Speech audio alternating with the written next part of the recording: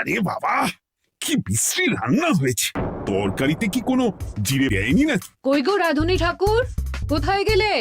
এদিকে এসো। বলুন রানীমা। বলছি, তুমি তো রাজবাড়িতে দীর্ঘদিন ধরেই রান্না করছো, কিন্তু ইদানিং তোমার রান্না এত বেস্বাদ লাগছে কেন?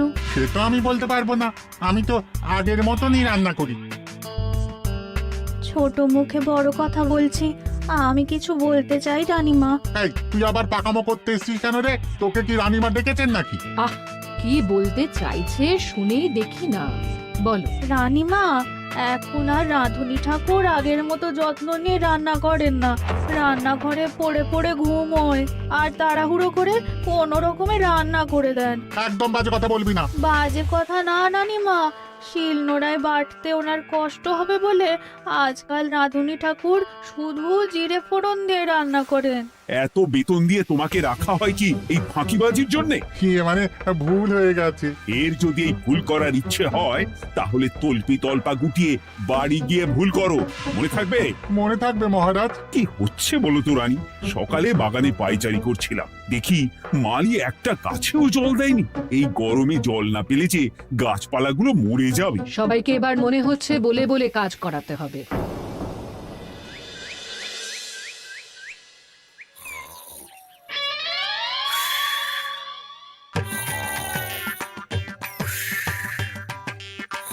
কি গো, কদিন ধরে তো তুমি শুধু খাচ্ছ আর ঘুমোচ্ছ। বাজার দোকান কিছুই নেই গো, রাজসভাতেও যাও না। কি যে করি। কি গো দিদা, দাদু আজও ঘুমোচ্ছে? কি বলবো বলতো? আমরা কিছু একটা ব্যবস্থা করছি, দাঁড়াও।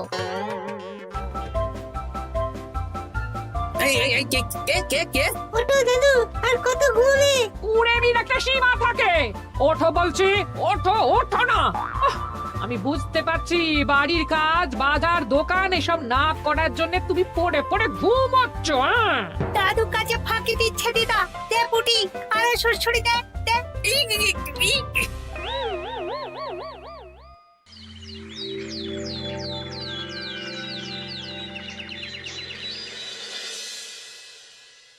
মহারাজের শরীর খারাপ না মন খারাপ? মহারাজ এরকম চুপ করে ঘুম মেরে থাকলে তো রাজপাট সব উঠে যাবে। কিছুই বুঝতে পারছি না। মহারাজ আছেন চুপটি করে, নেই যে মুখে শব্দ। ফাঁকি দিলে এবার তাকে করব আমি জব্দ। অনেক শুয়েছি, আর নয়। মহারাজ, কে ফাঁকি দিচ্ছে? আমি তো ফাঁকি দিই না। পণ্ডিত, তুমি দিচ্ছ নাকি ফাঁকি? না না, বৈদ্য। আমি ফাঁকি দিলে সবাই ওই রোগে ভুগে মরে যাবে। আমি তো রোজ সময়ই রাজসভায় আসি, তাহলে আমি বলছি আসল কারণ। রাজবাড়ির রাধুনী ফাঁকি বাল বেটাই আসল ফাঁকিবাজ। ওকে বরখাস্ত করে দিন। গোপালকে যদি বরখাস্ত করা হয় তাহলে বিপদে আপদে মহারাজের পাশে দাঁড়াবে কে? অসময় মহারাজ বুদ্ধি পাবেন কার কাছে? এই সুযোগ, এই সময় গোপালকে মহারাজের চক্ষুশূল করতে হবে, তাহলে আমি একেবারে জেঁকে বসতে পারবো। মহারাজ, গোপাল ঠিক কতটা ফাঁকিবাজ হয়ে উঠেছে তার কোনো ইয়ত্তা নেই।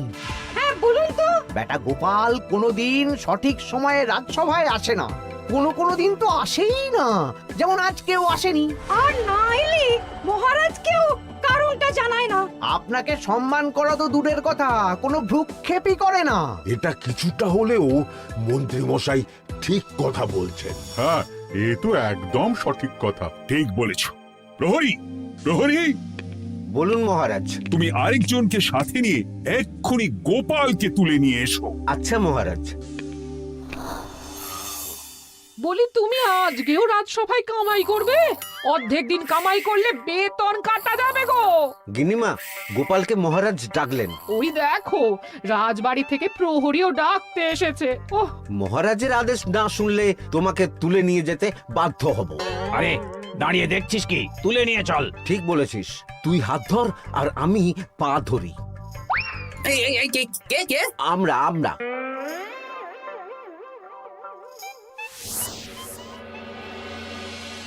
এসব কি গোপাল? তুমি বাড়িতে আছো, ঘুমোচ্ছ, অথচ রাজসভায় আসছো না। কি ব্যাপার? আগে মহারাজ, মস্তিষ্ককে বিশ্রাম দিয়ে বুদ্ধি বাড়াচ্ছিলাম। অনেক ব্যবহার হয়েছে তো, তাই একটু বিশ্রাম দরকার আর কি। আমার পুরো রাজসভাটাই ফাঁকিবাজ। আমি সবাইকেই বিদায় করব, আর গোপালকেও। এই সেরেছে, আমি ফাঁকিবাজ নই মহারাজ। আমি খোঁজ নিয়ে দেখেছি সবাই কম বেশি গায়ে হাওয়া লাগিয়ে ঘুরছে। মহারাজ, আমি তো নদীর পাড়ে বসে শীতল হাওয়া গায়ে লাগাই, তবেই তো ঢেউয়ের মতো আমার ছন্দ আসে। কেউ ফাঁকিবাজ না মহারাজ, আসল ফাঁকিবাজ গোপাল। মহারাজ, আমি যদি দরকারে আপনাকে বুদ্ধি দিয়ে ফাঁকা সময়ে বিশ্রাম দিয়ে ফাঁকিবাজ হই, তাহলে মন্ত্রী মহা ফাঁকিবাজ। কারণ মন্ত্রীর কাজ রাজাকে বুদ্ধি দেওয়া, তা তিনি করেন না বলেই আমাকে দরকার পড়ে। আমি তো ভাঁড়, আমি শুধু হাসাবো, এটাই আমার কাজ। তাতে কি, সেনাপতিও তো সেনাপ্রধান, ও কি যুদ্ধ করে? রাজ্যে শান্তি শৃঙ্খলা বজায় আছে, তাহলে যুদ্ধ করে হবেটা কি? হ্যাঁ, অকারণে পায়ে পা দিয়ে যুদ্ধ বাঁধাবো নাকি? হ্যাঁ, যত সব।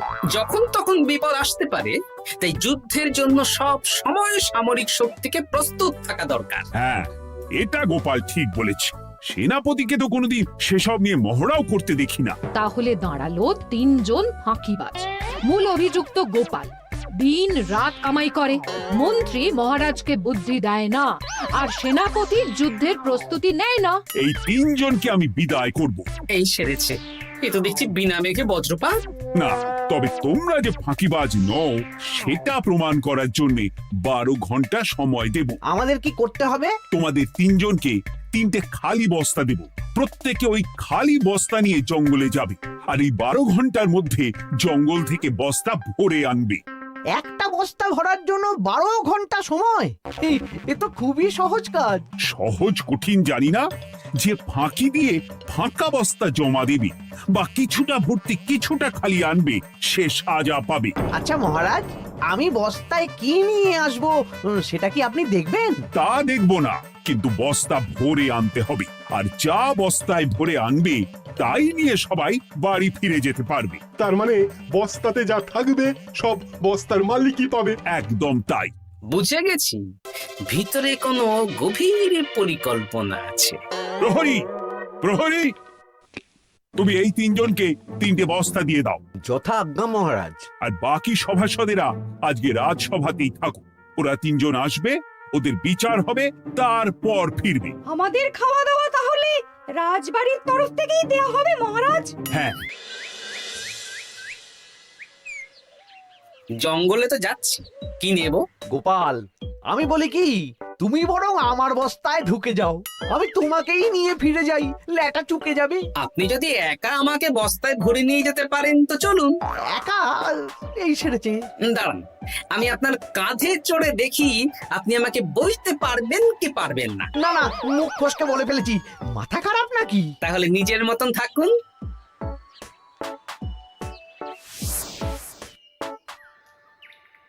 এমন কি বা আছে এই জঙ্গলে? আমার কাজে লাগার মতন তো কিছুই দেখতে পাচ্ছি না। ওই তো ওই দিকটা একটু ছায়া আছে বেশ, ওই গাছের নিচে গিয়ে বিশ্রাম নি।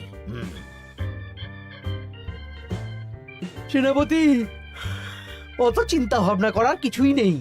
মহারাজ তো আর দেখবেন না আমরা বস্তায় কি ভরে নিয়ে যাব। 12 ঘন্টা অনেক সময়। এখন বিশ্রাম নাও। আপনার ইঁদুরের পেট, আপনি বিশ্রাম নিন। দেখি জঙ্গলে থেকে কিছু ফল পেড়ে আগে খাই, তারপর না হয় ওই বস্তাটা ওই ফলমূলের খোসা আর মাটিতে পড়ে থাকা পাতা দিয়ে ভরিয়ে মহারাজের কাছে নিয়ে যাব। হ্যাঁ, বস্তা যখন বাড়ি নিয়েই যেতে পারবো, তাহলে বনের সব থেকে ভালো ভালো ফলগুলো আগে ভরে নি। গিন্নিকে এবার বলবো, বাজার আনি না তো কি হয়েছে, দেখো কত ফল এনেছি। যাই, এর থেকে কিছু মহারাজকে ভেট দেব, মহারাজ বেশ খুশি হবেন।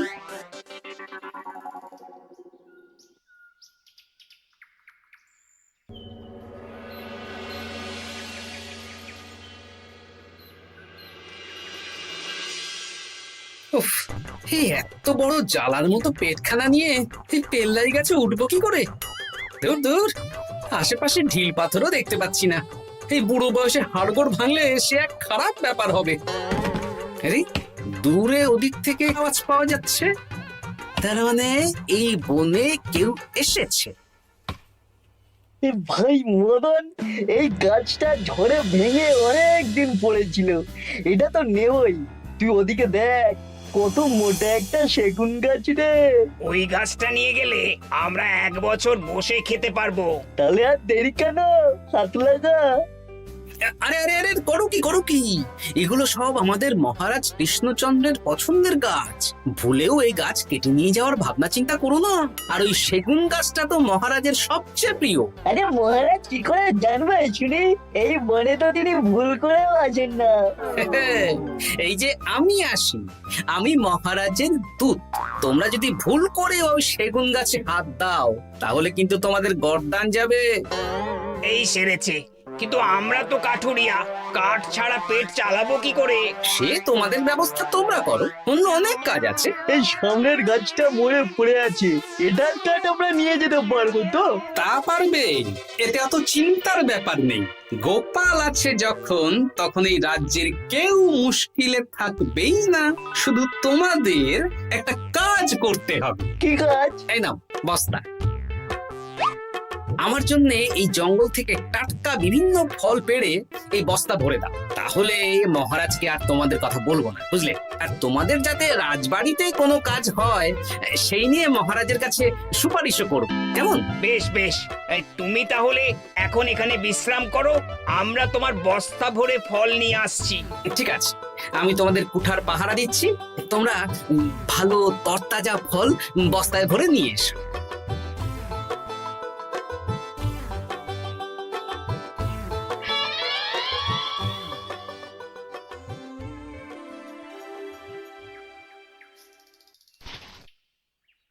ব্যাস ব্যাস ব্যাস, আমার বস্তায় পাতা ভরা হয়ে গেল, এবার যেতে হবে।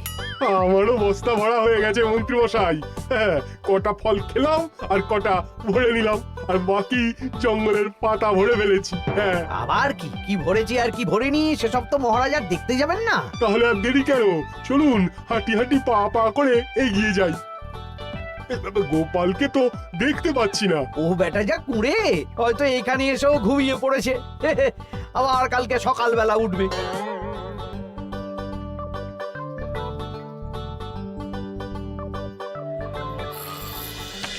এই যে ভাই, এই যে হ্যাঁ, কে কে? আমরা। ও বলো, বস্তা ভরে এনেছো? হ্যাঁ, ভরে এনেছি। তাহলে চলো রাজসভায় যাই, তোমাদের একেবারে মহারাজের সাথে পরিচয়ও করিয়ে দেবো, কাজের ব্যাপারেও বলবো। চলুন। চলো চলো চলো।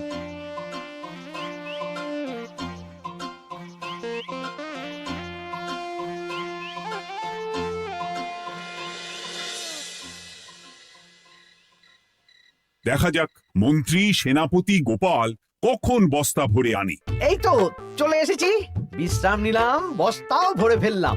এই দেখুন মহারাজ, আমিও বস্তা ভরে এনেছি। বাহ, তোমাদের বস্তা দেখে তো মনে হচ্ছে খুব হালকা। হ্যাঁ, আপনি যখন আমাদের বস্তা ভরে কি এনেছি সেটা দেখবেন না, তখন অত খাটাখাটনি করে কি লাভ মহারাজ? কিন্তু গোপালের এখনো অবধি দেখা নেই, ও কি সোনা গয়না ভরে আনছে? গোপাল যা কুঁড়ে আর ঘুমকাতুরে, হয়তো জঙ্গলেও ঘুমিয়েই পড়েছে। মহারাজ, আপনি একটা কাজ করুন, আমাকে আর মন্ত্রী মশাইকে যুগ্মভাবে বিজয়ী ঘোষণা করে দিন, ব্যাস। এত তাড়া কিসের? বাবা বাবা বাবা বাবা, তোমরা তিনজনেই বস্তা ভরে এনেছো, আমি খুব খুশি। আমার কথা শুনে কাজ করেছো, তোমরা তিনজনেই বিজয়ী। এবার বাড়ি যাও যাও। গোপাল কি করে বিজয়ী হয় মহারাজ?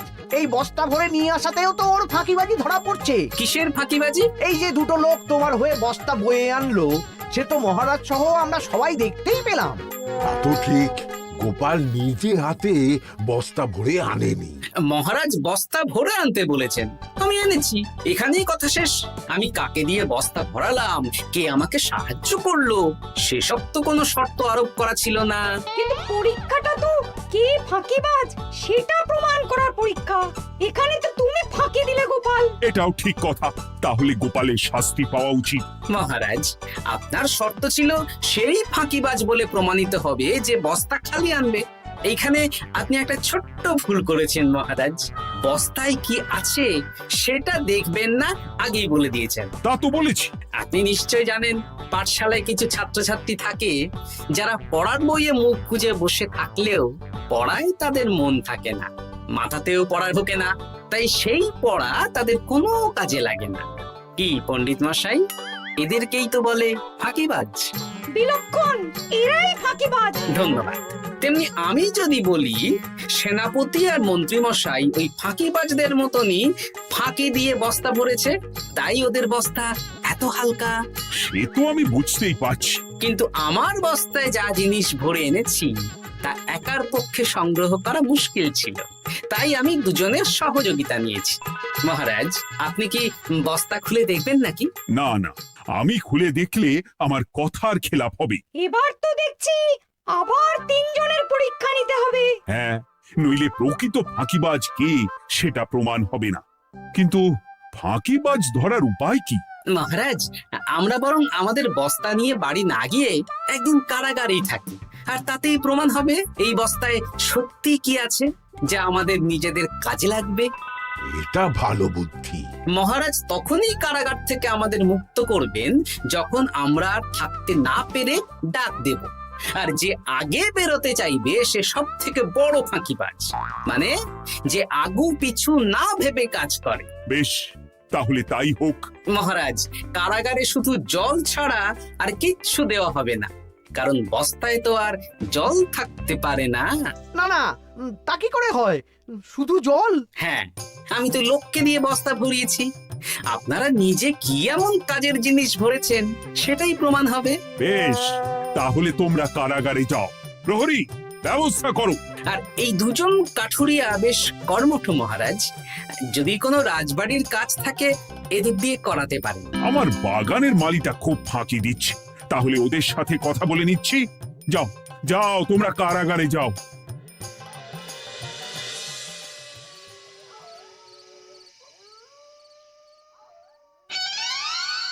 ওরে বাবা রে, কি খিদে খিদে পাচ্ছে রে। দেখি বস্তায় কি আছে দেখি।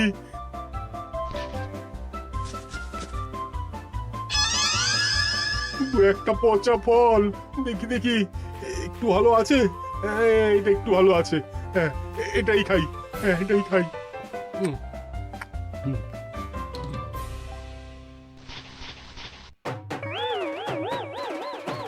আমি তো শুধু পাতা ভরেছি, কি সেরেছি? আমাকে কি জল খেয়েই কাটাতে হবে? এবার আমি দেখি। টাটকা ফল আর জল, আমার কাছে যা ফল আছে এগুলো খেয়ে আরাম করে 5-6 দিন কেটে যাবে। ও গোপাল, আমাকেও কটা ফল দাও না গো। ও গোপাল, আপনি এখান থেকে উঠুন, অন্য বাগানে ফুল হয়ে ফুটুন। ফল খাবেন, এখন কর্মফল ভোগ করুন। ওরে বাবা, জল খেয়ে আর কতক্ষণ কাটাবো?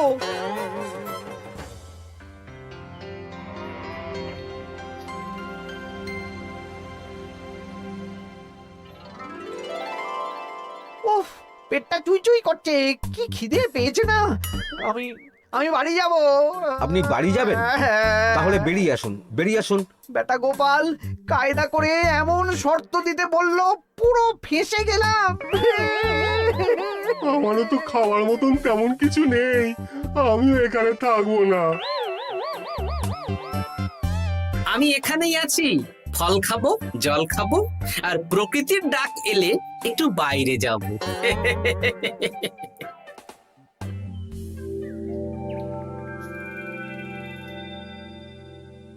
কি তোমরা কারাগারে এক রাতের বেশি তো থাকতেই পারলে না? কি আর করব বলুন মহারাজ, আমরা তো আর গোপালের মতন বস্তা ভরে টাটকা ফল নিয়ে আসিনি। বেটা গোপাল আমাদের দেখিয়ে দেখিয়ে ফল খাচ্ছিল, অতি আমাদের খিদে আরো বেড়ে যাচ্ছিল। তাহলে এরা দুজনে তো হার মেনে নিল। গোপাল কি করছে? গোপাল খাচ্ছে আর ঘুমোচ্ছে। ওকেও নিয়ে এসো। আচ্ছা মহারাজ। একই মহারাজ, আমার তো এখনো বাইরে আসার ইচ্ছে হয়নি। কি আর করা যাবে, ওরা হার মেনে নিয়েছে, তার মানে তুমি জয়ী হয়ে গেলে গোপাল। আমার বস্তায় ভরে অনেক ফল এনেছিলাম, এখনো অনেক আছে। আপনি তাহলে বাকি ফলগুলো নিয়ে নিন। তাহলে তো এটাই প্রমাণ হলো গোপাল কাজের সময় ফাঁকিবাজি দেয় না, শুধু বুদ্ধি বাড়ানোর জন্য একটু বেশি ঘুমোয়। এই নাও গোপাল, তোমার উপহার। মহারাজ, আমি সময়ের কাজ সময়ে করি আর বাকি সময় একটু ঘুমাই। আমার এখন ঘুম দরকার মহারাজ, কাল থেকে অনেক ধকল গেল যে। বেশ, তোমাকে ঘুমানোর জন্য 1 সপ্তাহ ছুটি দেওয়া হলো। ধন্যবাদ মহারাজ। কি সেনাপতি আর মন্ত্রীমশাই, এবার বুঝলেন তো, ফাঁকি দিলেই ফাঁকে পড়তে হয়, তাই কাজ করলে